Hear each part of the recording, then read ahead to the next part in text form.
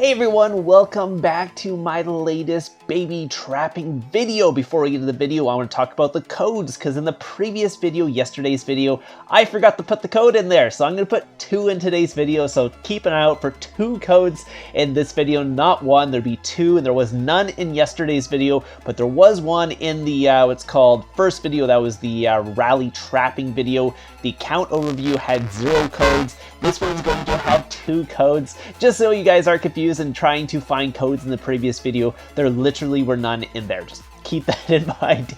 Don't try and look through that whole video and try to find the codes. Anyway, so we're doing some clips on my baby trap. I found these clips in a folder. I forgot to post them, so I'm going to post them today. They might be a little late. You'll probably notice that by the date on the clips, but it's better late than never, so you get to see them today. So this is clips from my 15mm baby trap from a new kingdom. It's not a new kingdom anymore, but it was when these clips were recorded. Again, this is a tiny baby trap, C16, so it is a tier 1, tier 2 trap. It does work quite well against these lower might people.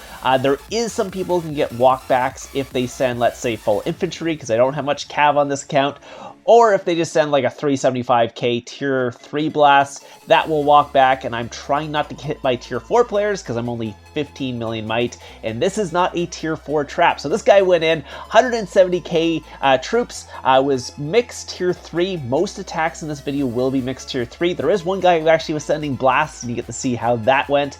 But yeah, this guy was not strong enough, didn't get a walk back or anything like that. He was, what was he, a C24, so not a C25. C25, I do have some problems capping sometimes, just because their base stats are really high and I don't have the amount of troops or the damage, because you can see I'm only running like maybe like 700k, 800k tier 2 and about 1 million tier 1. That's all I have on this account, so it's not crazy amount of troops or anything like that. So again, I'm not looking to take huge hits. So this one I actually missed on camera. This is from Ares. He sent an infantry blast. So you see walk back with quite a few troops. I believe he's a C25. He doesn't have gold, like max gold heroes or anything like that. It's just that C25 has really good base stats, so it's hard for me to cap. Then he sent another attack, 242,000, which I did cap, which was leaderless. He actually lost a ton of troops in there. Oh, he sent range. So yeah, I had a lot of tier 2 infantry, so range was not the one he wanted to send. Infantry will walk back because I have very little cav. I got 155k cav. That is it. I got about almost 800k what's called infantry, and about 1 million tier 1 range. So yeah, so that's probably not what you want to send. Cav actually will do quite a bit of damage just because I have a cav, or not a cav, an infantry front line, so Cav Blast will do a little bit more damage. He's 70 mil might. He actually does have a little bit of, I don't know what his gear is actually. I was like, he has a little bit of Cav Blast gear, but not really. So again, the range blast didn't do much. Infantry front line.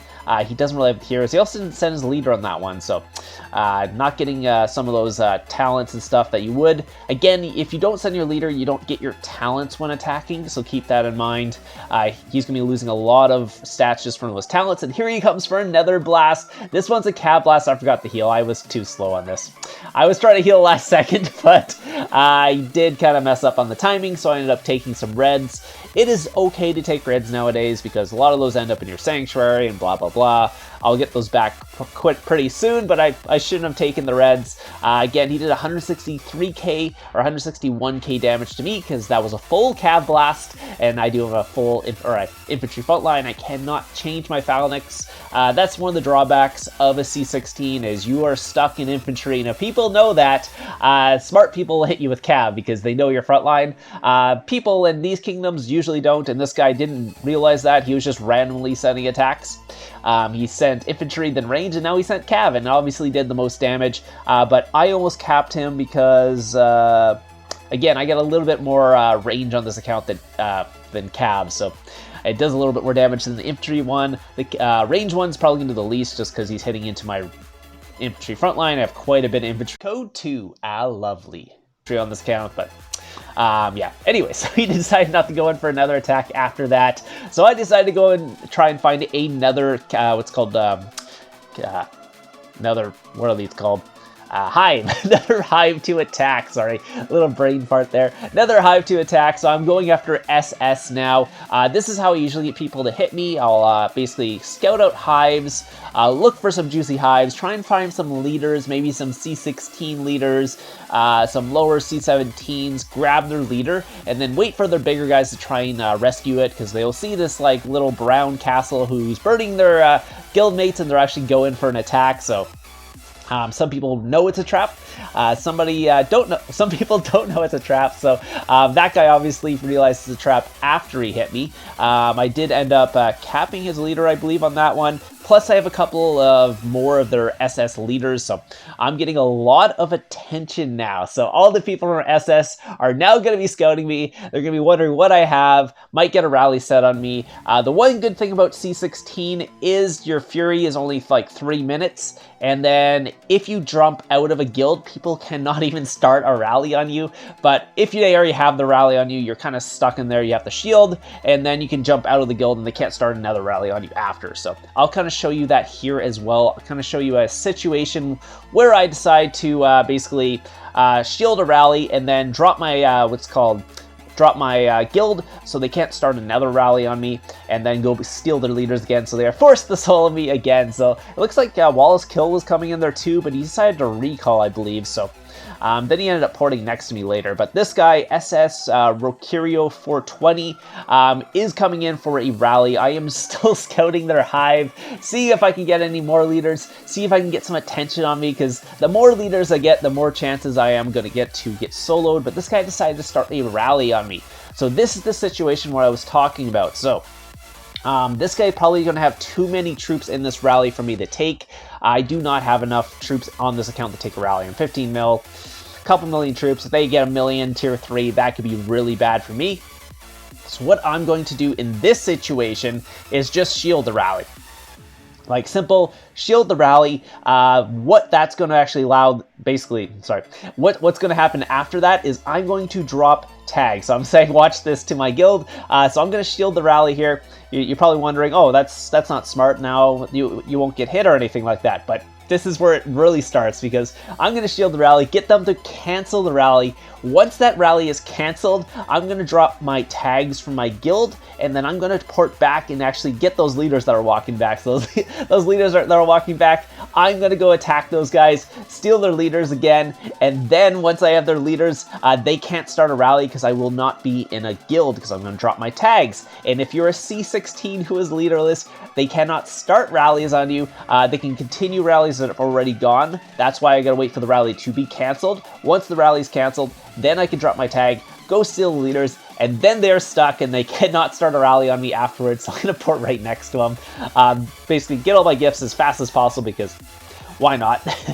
Unfortunately, I don't have the open all. That was so annoying, because all my accounts obviously have open all gifts because the VIP, but this new account, there's a lot of what's called level 1s that get killed.